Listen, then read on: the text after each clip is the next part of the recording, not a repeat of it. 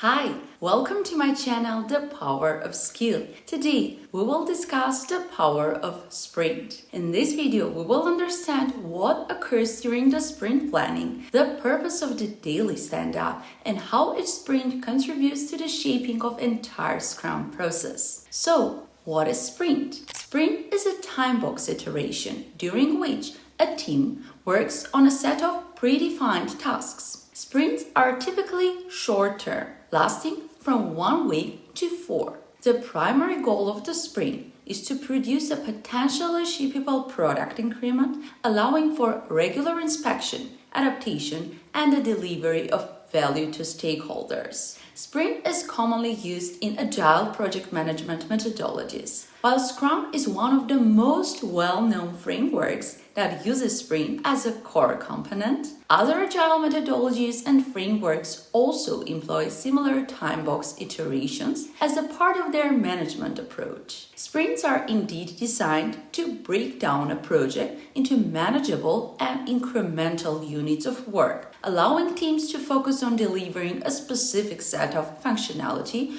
with a fixed time frame. A sprint consists of a series of activities that are conducted sequentially and continuously throughout sprint duration. In this video, we will discuss the sprint particularly within the context of Scrum. Let's start with the sprint planning. The sprint planning is a crucial ceremony in the Scrum framework where the Scrum team comes together to plan the work that will be undertaken during the upcoming sprint. It's a collaborative event that typically occurs at the beginning of each sprint and involves the Scrum Master, the product owner, and the development team. So what happens during the sprint planning? The Scrum Master or the product owner starts the meeting by outlining the sprint goals and objectives. After that, the team reviews the product backlog and discusses the highest priority items that can candidate for inclusion in the sprint. The product owner clarifies any questions that team has about the items. As a next step, comes selection of the sprint backlog items. But let's stop a minute and understand the difference of the product backlog and the sprint backlog. The product backlog is a dynamic, prioritized list of all features, user stories, enhancements, bug fixes, and other items that need to be developed over the course of the project. It represents the entire scope of the work that the product is maintained throughout the product lifecycle. The sprint backlog, on the other hand, is a subset of product backlog. It is created at the beginning of each sprint during the sprint planning.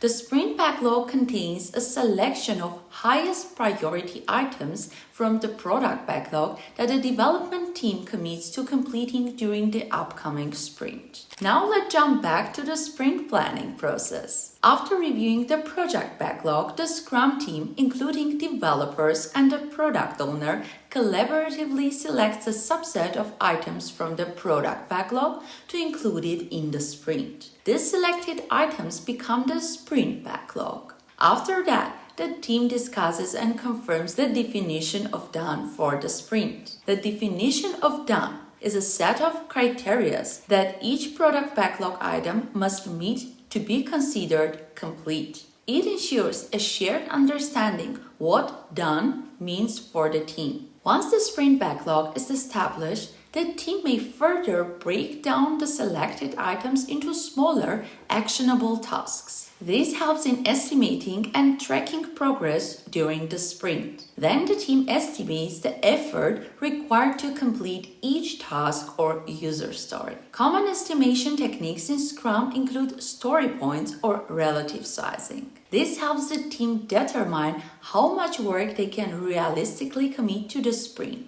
Based on their historical velocity, the team assesses their capacity for the upcoming sprint. This helps them avoid overcommitting or undercommitting. The team also commits to completing the selected sprint backlog items within the sprint timeframes. The sprint planning meeting concludes once the team has a clear understanding of what work they will tackle during the sprint, how they will do it, and what the sprint goal is. The outcome is a plan for the upcoming sprint. The team typically starts work after the sprint planning meeting. They start working on the items in the sprint backlog with the goal of completing them by the end of the sprint. Throughout the sprint, the team holds daily stand-up meetings to synchronize their work, discuss progress, and address any issues or impediments that may arise. Now let's take a closer look at why daily stand-up meetings are such an important component in the sprint. The daily stand-up has a structured format to keep it short and focused. So it's a daily event that occurs at the same time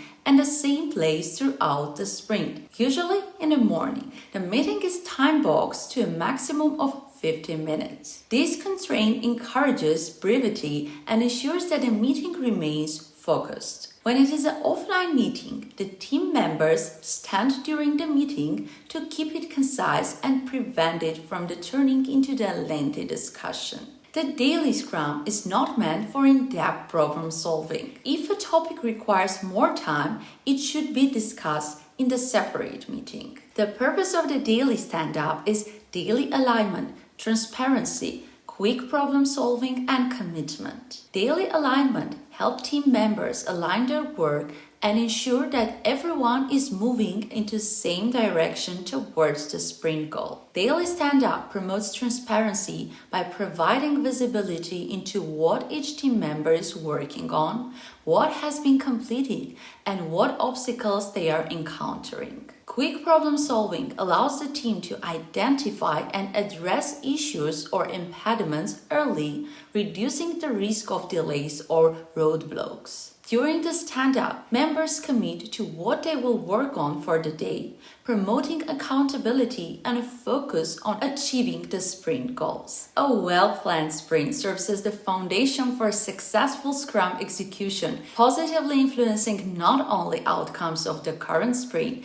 but also setting the stage for subsequent sprints and ultimately contributing to the overall effectiveness of the entire Scrum process. So that's all for today's video, where we explore the power of sprint. In our next videos, we will cover the other activities of the sprint, such as sprint review and sprint retrospective. Stay tuned for more exciting content in our upcoming videos, where we will unveil an array of valuable skills that await you. Thank you for watching. Until next time.